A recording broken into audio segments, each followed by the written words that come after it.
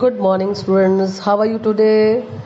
So, students, we are going to do our next topic, that is cooperative society और cooperative organizations. जैसा कि आप देख रहे हो, ये वर्ड कोऑपरेटिव वर्ड से बना है. कोऑपरेटिव मीन्स कोऑपरेशन, यानी कि वर्ड कोऑपरेटिव वर्ड से बना है. कोऑपरेटिव मीन्स कोऑपरेशन, यानी कि लोग मिलजुल के काम करेंगे यहाँ पर. Cooperations means working collectively basically. अब यहाँ पर ऑल ओवर जो ये स्टेटमेंट है, इसका मीनिंग क्या है? Each for all and all for each. For all and all for each, यानी कि सभी अपने लिए और आप सभी सबके लिए काम करते हो. In other words, cooperative organisation एक ऐसे प्रिंसिपल पे बेस्ड होती है जिसमें सभी लोग थोड़ी थोड़ी सेविंग्स करके उसमें सबमिट करते हैं. उस सोसाइटी के फंड में किसी मेंबर को फंड की ज़रूरत होती है तो वो उसको लोन दे देती है. और इससे ऑल ओवर बेनिफिट क्या होता है? बेनिफिट ये होता है कि जो सभी कलेक्टिवली फंड देते हैं उसके बेस पे एक लार्ज साइज का बिजनेस स्टार्ट किया जा सकता है, जिसमें purchase and sales of goods large quantity में होगा. इस टाइप की जो ऑर्गेनाइजेशंस होंगी, इसका एक फंडामेंटल पॉइंट क्या होगा कि ये ऑर्गेनाइजेशन यूनिवर्सली एक्सेप्टेबल है. और बट इसमें जो मेंबर्स होते हैं उनका मेन पर्पस अर्निंग प्रॉफिट नहीं होता, बजाय उसका पर्पस क्या होता है? मेंबर्स को हेल्प करना, मेंबर्स को सर्व करना. इस सोसाइटी का रजिस्ट्रेशन कराना कंपलसरी है. कोऑपरेटिव सोसाइटी एक्ट गवर्नमेंट ने बनाया है 1912, जो है इसका रजिस्ट्रेशन कराना ज़रूरी होता है. यानी कि एक ऐसी एसोसिएशन है जिसमें कुछ मिलजुल के एक बिजनेस स्टार्ट करते हैं और जिसका मेन पर्पस होता है उसके मेंबर्स का वेलफेयर करना, उनकी हेल्प करना. और वो कैसे होती है? जो बिजनेस इन सब ने कलेक्टिवली स्टार्ट किया, वो वहाँ उसमें फॉर एग्जांपल मैं ये कह रही हूँ कि वो गुड्स लार्ज क्वांटिटी में परचेज करते हैं प्रोड्यूसर से डायरेक्टली, और स्मॉल क्वांटिटीज़ में इनके मेंबर्स को सेल करते हैं. और उनका जो सेलिंग प्राइस होता है वो कंपैरेटिवली मार्केट से लो होगा. की हेल्प करते हैं. और इवन अगर ऑर्गेनाइजेशन में प्रॉफिट भी होता है तो वो भी इन मेंबर्स में ही डिवाइड हो जाता है. दिस मीन्स ये एक ऐसी एसोसिएशन है जिसमें लोग अपनी मर्जी से ज्वाइन करते हैं और उनका मेन पर्पस क्या होगा? मेंबर का वेलफेयर करना. So we can say that it refers to voluntary association of persons who join together with the motive of welfare of members. So features of this organization is first, voluntary membership. It means लोग जो हैं individually किसी को compel नहीं किया जाता इस society का मेंबर बनने के लिए. एनीबडी जो भी इसका मेंबर बनना चाहे, when he desires can be A member. And कभी भी अगर वो छोड़ना चाहे एक प्रॉपर इंफॉर्मेशन दे के उसको छोड़ सकता है. After leaving the membership, the member get back his amount which he invested in the society. And एक इम्पोर्टेंट थिंग और है कि कोई भी मेंबर अपना शेयर किसी और को ट्रांसफ़र नहीं कर सकता. वो चाहे तो अपना शेयर छोड़ सेल करके जा सकता है, अपना हिस्सा लेके जा सकता है. Everybody has an absolute right to be its member. And however in certain cases membership is restricted to a particular group. कई बार ऐसा भी होता है कि ये सोसाइटी कुछ लोगों को ही मेंबरशिप देती है. जैसे फार्मर कोऑपरेटिव सोसाइटी बनाएगी तो स्पेशली फार्मर्स ही उसके मेंबर्स होंगे, बाकी लोग उसके मेंबर्स नहीं बनते. Second is legal status. देखो यहाँ पर वर्ड जो है यूज हुआ cooperative. Cooperative word name use होने का मतलब ये नहीं है कि ये रजिस्टर्ड नहीं है. ये फर्म रजिस्टर्ड की जाती है सोसाइटी, कोऑपरेटिव सोसाइटी एक्ट 19 या फिर उस पर्टिकुलर स्टेट का जो कोऑपरेटिव सोसाइटी एक्ट होगा उसके अंडर. आफ्टर रजिस्ट्रेशन वो एक सेपरेट एंटिटी बन जाएगी जिसका मतलब ये है कि सोसाइटी अपने नाम से प्रॉपर्टीज परचेज कर सकती है, कॉन्ट्रैक्ट कर सकती है, कोई कोर्ट में केस करना है वो कर सकती है. केस करना है वो कर सकती है, अदर पार्टी के अगेंस्ट कोई सूट फाइल कर सकती है। Third is limited liability. इसके जितने भी मेंबर्स होंगे वो सभी कुछ ना कुछ उसमें कंट्रीब्यूट करते हैं, और इन केस सोसाइटी में लॉसेस का जो लायबिलिटी होगा वो उनके शेयर तक ही होगा, उसके बाद नहीं होगा। यानी कि इनकी लायबिलिटी क्या है, लिमिटेड है, अनलिमिटेड नहीं है। Next point is control. इसको control like all over society को चलाने का एक डेमोक्रेटिक वे होगा। एक मैनेजिंग कमेटी बना दी जाती है इसके लिए, जो कि सारे मेंबर्स के वोटिंग के बेस पे सिलेक्ट की जाएगी, और हर एक मेंबर को एक ही वोट डालने का राइट होगा, चाहे उसने कितना भी मनी या कितने भी शेयर्स ना खरीदे हो इसके। और वही मैनेजिंग कमेटी के बिहाफ पे बिजनेस को लाइक सोसाइटी को कंट्रोल करती है। Fifth point is service motive. मैंने आपको पहले ही बताया है कि इसका पर्पस जो है मेंबर्स की हेल्प करना है, उनको maximum possible products and services जो है कॉस्ट प्राइस पे प्रोवाइड करना है। अगर कोई प्रॉफिट होगा भी सही, तो वो प्रॉफिट भी इन्हीं में ही डिवाइड होगा। Next is equality of voting right. यहाँ पर एक प्रिंसिपल फॉलो होता है, दैट इज 1 पर्सन 1 वोट। इस पे डिपेंड नहीं करेगा कि वो कौन सी कास्ट से बिलोंग करता है या उसने कितने नंबर ऑफ शेयर्स खरीदे हैं। एक पर्सन को किसी भी डिसीजन लेने में एक ही वोट डालने का राइट होगा। And next point is disposal of surplus. एक इम्पोर्टेंट पॉइंट है कि अगर इस ऑर्गेनाइजेशन का कुछ प्रॉफिट होता है तो वो डिवाइड कैसे होगा। प्रॉफिट का 1/4 दिया जाता है, जो कि अकॉर्डिंग टू लॉ फिक्स है। एंड नेक्स्ट जो कि 10% अमाउंट होगा वो प्रॉफिट डिवाइड कर दिया जाएगा मेंबर्स में, और कुछ सरप्लस पार्ट जो है फ्यूचर की डेवलपमेंट पर्पस के लिए रख लिया जाएगा। एंड जो उसके बाद बचेगा वो उसके मेंबर्स में डिवाइड हो जाएगा as a bonus. So profit जो है ऑल ओवर इस तरह से डिस्ट्रीब्यूट होगा। And 8th point is cash trading.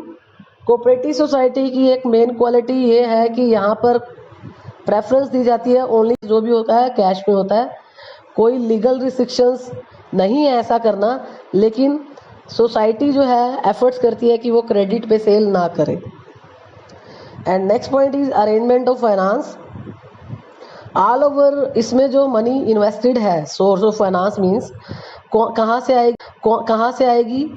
वो लोग जो इस सोसाइटी के शेयर्स खरीदेंगे यानी कि मेंबर्स, या फिर इसके बाद फंड्स चाहिए तो वो लोन्स लेगी गवर्नमेंट से। एंड थर्ड, गवर्नमेंट इन ऑर्गेनाइजेशन को कुछ ना कुछ हेल्प यानी कि ग्रांट भी देती है। And 10th point is government control. Society voluntary association तो है, फिर भी गवर्नमेंट इस पे कंट्रोल रखती है। गवर्नमेंट इनके time to time accounts check करती है, क्योंकि इनका मेन पर्पस होता है कि इनके जो एनुअल अकाउंट्स हैं वो चेक करें कि वो कितने हैं, क्योंकि इनकी एक रिस्पॉन्सिबिलिटी, एक लीगल रिस्पॉन्सिबिलिटी है कि इन ऑर्गेनाइजेशन को अपने एनुअल अकाउंट की रिपोर्ट गवर्नमेंट के पास सबमिट करानी होती है। Now come to the point how we can register a cooperative society, और how we can formate a cooperative society. So students, if you want to register a cooperative society, like आप उसको एक separate entity, एक legal entity बनाना चाहते हो, तो सबसे पहले तो आपने ये देखना पड़ेगा कि ये सोसाइटी एक पर्टिकुलर एक्ट के अंडर आती है, जो कि कोऑपरेटिव सोसाइटी एक्ट 1912 के नाम से जाना जाता है। लेकिन कुछ स्टेट्स ऐसे हैं, वेस्ट बंगाल, बिहार, उड़ीसा, महाराष्ट्र, तमिलनाडु, इन एरियाज में, इन स्टेट्स में अपना ही सोसाइटी एक्ट है, तो वही फॉलो होगा। बाकी सभी जगह all over cooperative society act 1912 follow होता है। इस एक्ट के अकॉर्डिंग अगर हमें किसी सोसाइटी को रजिस्टर्ड कराना है, तो इन सोसाइटी ऑफिसेज में, ये ऑफिसेस कहाँ हैं, हर एक स्टेट में एक रजिस्ट्रार का ऑफिस है, कोऑपरेटिव सोसाइटी रजिस्ट्रार। वहाँ पर हमें एक फॉर्म लेना होगा, application form, to get firm registered, और उस फॉर्म में कुछ इन्फॉर्मेशन फिल करनी होंगी जो कि उनको रिक्वायर्ड होती हैं। और इन्फॉर्मेशन क्या है? फर्स्ट ऑफ ऑल, जो सोसाइटी हम बनाने जा रहे हैं उसका नाम क्या होगा। सेकंड, उसका पर्पस क्या है। थर्ड, जो कैपिटल हमने शेयर्स के थ्रू कलेक्ट किया है मेंबर से, वो कितनी अमाउंट है और कितने नंबर ऑफ शेयर्स हैं। मेंबर्स की क्या राइट्स हैं, क्या ड्यूटीज़ हैं और रिस्पॉन्सिबिलिटीज़ हैं। अगर कोई एक पर्सन उस सोसाइटी का मेंबर बनना चाहता है तो उस केस में क्या रूल्स रेगुलेशंस हैं। और कम से कम मिनिमम 10 मेंबर्स चाहिए सोसाइटी बनाने के लिए, तो उन 10 मेंबर्स के नेम और एड्रेस उसमें मेंशन करनी होगी। और सोसाइटी को बनाने के लिए क्या रूल्स हैं वो सारे मेंशन करने होते हैं। सो आपने ये फॉर्म फिल करके रजिस्ट्रार को सबमिट कराना है। उसके बाद रजिस्ट्रार देखेगा कि जो इन्फॉर्मेशन उसको दी गई है एप्लीकेशन फॉर्म में, क्या वो उससे सेटिस्फाइड है या नहीं। अगर वो इससे सेटिस्फाइड होगा तो वो फर्म को रजिस्टर्ड कर देगा, और उसके बाद सोसाइटी को एक रजिस्ट्रेशन सर्टिफिकेट मिल जाएगा जो कि ये प्रूव करेगा सोसाइटी एक लीगल एंटिटी है। इन अदर वर्ड्स आप ये कह सकते हो, सोसाइटी को पूरा राइट होगा अपने नाम से प्रॉपर्टी लेने का, कोई कॉन्ट्रैक्ट करने का, या किसी की अगेंस्ट जो है सूट यानी कि केस फाइल करने का, क्योंकि उसके बाद फर्म रजिस्टर्ड हो गई तो वो एक लीगल एंटिटी बन गई। So this is the procedure to get firm registered और society get registered under cooperative society act. तो students, now come to the point, जो ये कोऑपरेटिव सोसाइटी हमने बनाई उसको मैनेज करने की रिस्पॉन्सिबिलिटी किस पे है। सारे मेंबर्स उसको मैनेज नहीं करते, कुछ ऑफिस बियरर पर्सन्स होंगे जो कि ऑल ओवर इनके मेंबर्स ने ही मैनेजमेंट कमेटी बनाई है, जिसको कहते हैं हम, जिन्होंने सेलेक्ट किए हैं। वो 4 मेंबर्स हैं जो ऑल ओवर इस कोऑपरेटिव सोसाइटी को रन करने के लिए रिस्पॉन्सिबल हैं। फर्स्ट है इसमें president, second vice president, third is secretary and fourth is treasurer. Treasurer means cashier. तो ये 4 पर्सन्स हैं जो जनरली जो है कोऑपरेटिव सोसाइटी का वर्क हैंडल करते हैं। और ये ऑफिस बियरर नॉर्मली 2 इयर्स के लिए सिलेक्ट किए जाते हैं। आफ्टर 2 इयर्स उनका सिलेक्शन दोबारा होता है। दैट में भी वो सेम भी रहे, दैट में भी वो चेंज हो जाए। So these are the 4 persons who are the office bearer of the cooperative society. Now our next topic is difference between cooperative society and partnership. हमने दोनों टॉपिक किए हैं। अगर इनमें हम डिफरेंस की बात करें, सबसे पहला डिफरेंस क्या है? Difference on the base of act. Cooperative society act है 1912 और पार्टनरशिप एक्ट है 1932। Second is registration. Cooperative society का रजिस्ट्रेशन कराना कंपलसरी है, लेकिन पार्टनरशिप का कराना कंपलसरी नहीं है। वो आपकी मर्जी है, करा भी सकते हो और नहीं भी करा सकते। ऑब्जेक्टिव, कोऑपरेटिव सोसाइटी का मेन ऑब्जेक्टिव क्या है? इसकी मेंबर्स की हेल्प करना, यानी कि सर्विस मोटिव है इनका। पार्टनरशिप में क्या है? पार्टनरशिप तो एक बिजनेस है, और बिजनेस का पर्पस क्या होता है? बिजनेस एक्टिविटीज करना, यानी कि प्रॉफिट अर्न करना। And next point is number of members.